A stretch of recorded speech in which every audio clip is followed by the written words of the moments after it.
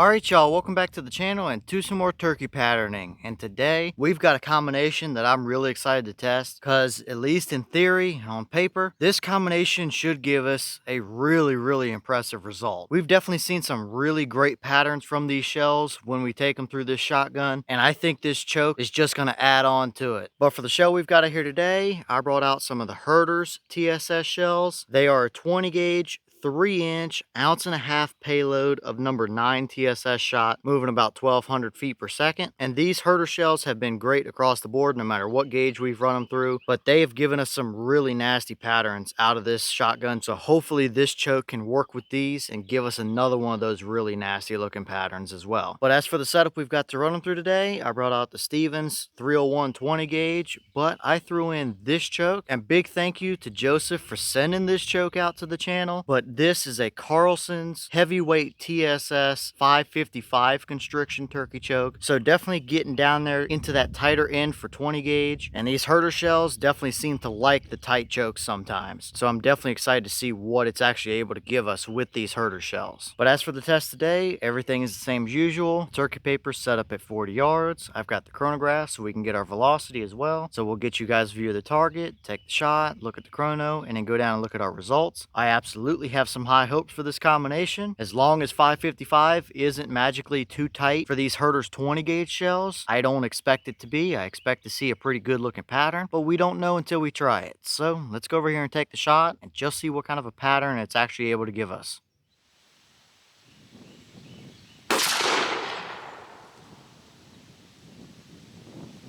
Okay, so that shell gave us 1280 through the chrono. The boss claims 1200, so we are a little above their claim, but that's not entirely unusual for these Herter shells either. We've seen them plenty of times be just above their claim. So nothing out of the ordinary here, I wouldn't say, but how did they actually pattern down there at 40 yards? Let's go check it out and see what we got.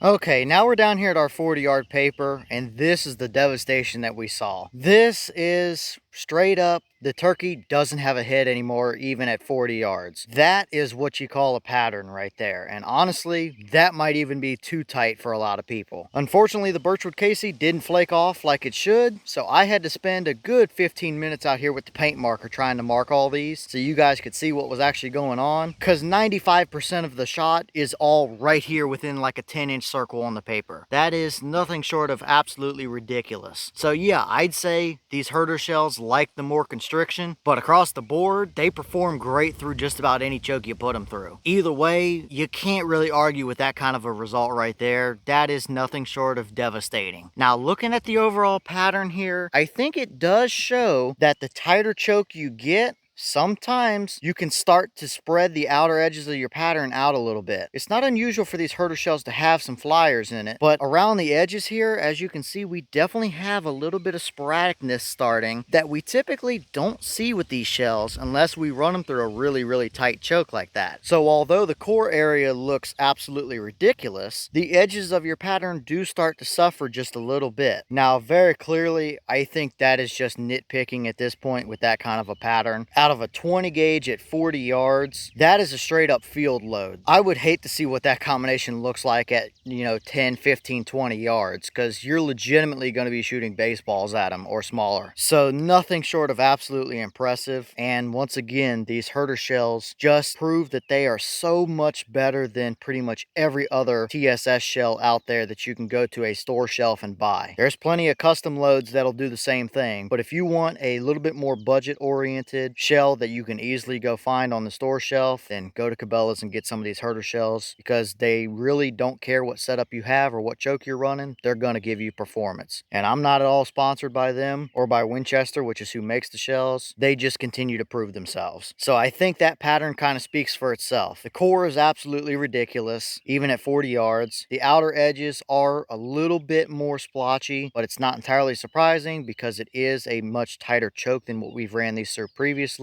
And really, that is the kind of pattern I was hoping to see. That is just nasty out of a 20 gauge at 40 yards. I don't know that you can really get much better than that. So definitely a thumbs up for me on this one, and another very impressive pattern.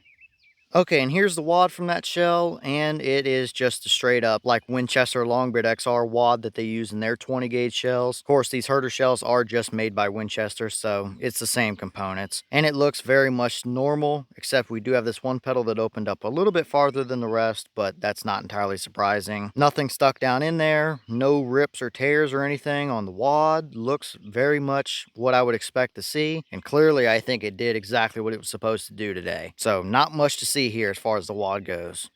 All right, y'all. Well, what did you think about that pattern right there? I don't know that it really gets a whole lot better than that for a 20 gauge shell. That is straight up looking like 12 gauge performance right there. That's going to be scary tight inside of 20 yards, that's for sure. So you better be right on them if you're using that combination. But clearly, these Herter shells are just some great performers, which we already pretty much knew coming into it, and they like the tight chokes. They do start to fray out a little bit around the edges, but with a pattern like that, I don't think there's really too much to complain about right there. That's a straight up field bird type of setup. So definitely nothing short of impressive devastation here, that's for sure. But as always, leave your thoughts about it in the comments. Is that about what you expected to see? Were you a little bit surprised one way or the other? Have you tested the Herter shells or that Carlson's heavyweight 555 or the combination of them together? And if so, what kind of results have you seen? And would you hunt with a pattern like that? Is that exactly the kind of pattern you're looking for? Or is that maybe a little bit too tight for you? Let me know all that down in the comments. But with that being said, I've got some more patterning to get done for you guys, so I'm going to get back to it. As always, we have the channel Instagram as well as the mailbox where you can send stuff if you'd like. All that information will be in the description if you're interested in it, but I'm going to get back to it, so I'll see y'all in the next one.